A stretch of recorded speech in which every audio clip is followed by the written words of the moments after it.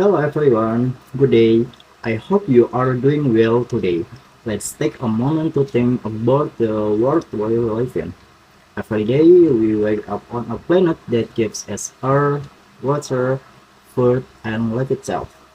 Yet somewhere along the way, we began treating the planet not as a home, but as a warehouse. Something to take from, not something to protect. I am Indira Malaysia, and together with Kelompok 9 from the Faculty of Law UNTAP Surabaya, we invite you to ask a question that legal system around the world are only beginning to take seriously. What if nature hit rates? You stand in an Andean valley, wind on your face, cool soil underfoot. For thousands of years, long before courts or constitutions, people here had a name for the living world: Pachamama. In Quechua, Pacha means earth or world, Mama means mother. Pachamama is not a metaphor, not poetic decoration. She is a living system that breathes, grows, and sustains all life, including yours. This worldview didn't place humans above nature. It placed you inside it, one part of something far greater. A child of the earth, not its owner. For centuries, this philosophy lived in mountain terraces, river bends, and the hands of farmers and healers, passed down in stories, songs, and practice. Quietly, it kept balance even as the modern world built laws around a different idea. Today, that old name still reminds us the planet is a partner, not property, and listening matters. Indonesia is home to the third largest rainforest on the earth. It hosts more species of the plant and animals than almost any other countries. And yet deforestation, population, and land destruction continue at the pace the alarm science and legal experts alike. I'm Andika Teja Widayata. My question is, knowing what Ecuador has done, recording sticks natural as a legal subjects, their contraction, and can Indonesia do the same? So this peace. You stand on a riverbank in Ecuador in 2008, hearing water and birds, and you learn something astonishing. A country just gave nature legal rights. Ecuador rewrote its constitution and declared Pachamama, the living earth, has rights to exist, to maintain itself, and to regenerate. This wasn't about property or permits. It was about recognizing rivers, forests, and mountains as subjects of law. Article 71 flipped centuries of thinking that nature exists only to serve people. Instead, law began to protect nature's own life cycles, structure, and functions. That shift turned environmental harm into a legal issue, not just an economic or scientific one. Lawyers, activists, and communities worldwide took notice. You feel the possibility. Laws can do more than regulate use. They can honor existence. Ecuador planted a seed, and now debates, cases, and movements carry that idea forward. Imagine your local stream gaining a voice. That's the legal revolution Ecuador started. What's its Pachamama?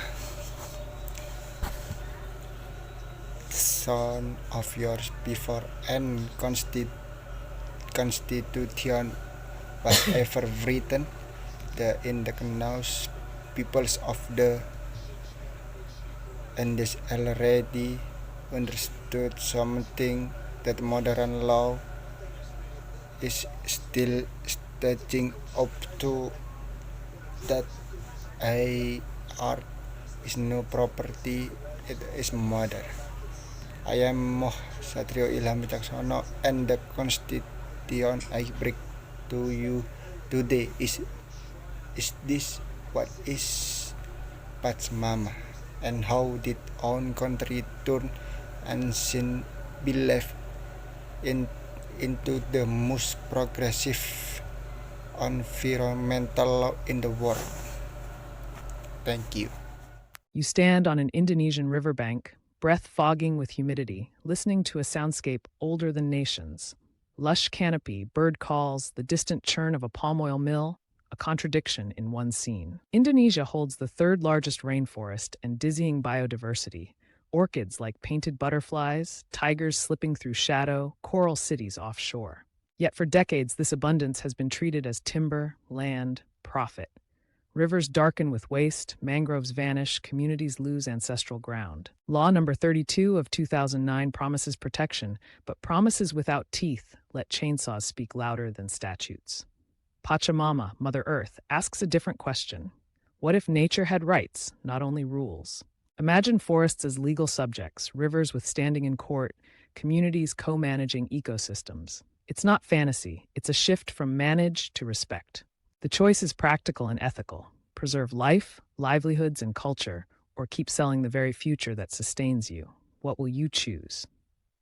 You walk along a river in Indonesia and wonder, could it have rights, like Pachamama?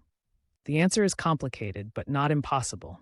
Indonesia's system is civil law. Constitutional change is doable, though politically steep. Article 33 says earth, water, and resources are controlled by the state for the people's greatest benefit. That's a foundation, but it frames nature as state property, not a rights holder. Shifting to a Pachamama approach means more than new clauses. It asks lawmakers, judges, companies, and citizens to reimagine relationships with land. It would mean a river's right to flow, a forest's right to stand, and treating destruction as a legal wrong. Indigenous beliefs across the archipelago already carry this spirit: land as living relationship, not commodity. Scholars and advocates are pushing this conversation. The question is whether legal imagination can catch up, whether Indonesia will dare to ask and answer that bold question. Picture two countries across a wide blue, Indonesia and Ecuador. Both pulse with life, rainforest breath, coral color, languages woven with ancestral knowledge. You hear the rivers, the market, the elders.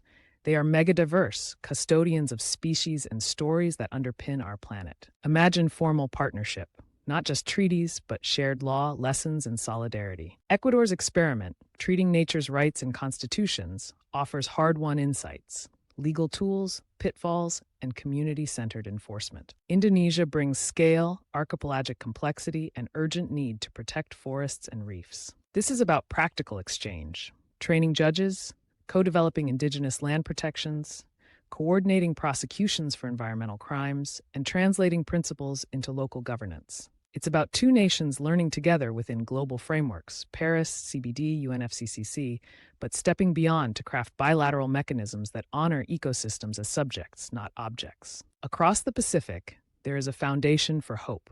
Cooperation could turn shared peril into shared protection, a blueprint for biodiverse nations everywhere.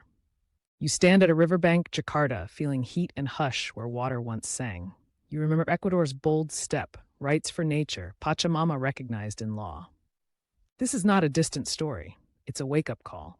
Environmental loss doesn't wait for votes or court opinions.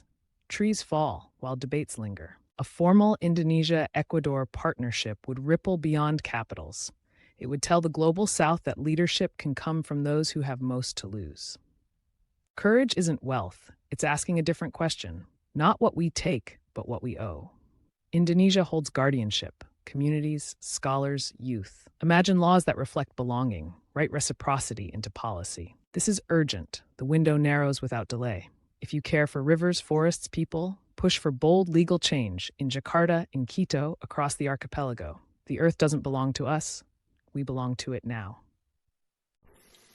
Three questions, three perspectives, but they all point to the same truth, that the way we define nature in our lives determine how we treat in a practice. I am Nabila. What Pachamama teaches us is not just about Ecuador, it's a mirror held up to every nation, including ours, asking, are we doing enough? Are we even asking the right question? Ecuador became the first country in history to write the right of nature into its constitution, not as metaphor, not as poetry, as law. Saya Renggaleo Saputra. Protecting nature is no longer simple and an environmental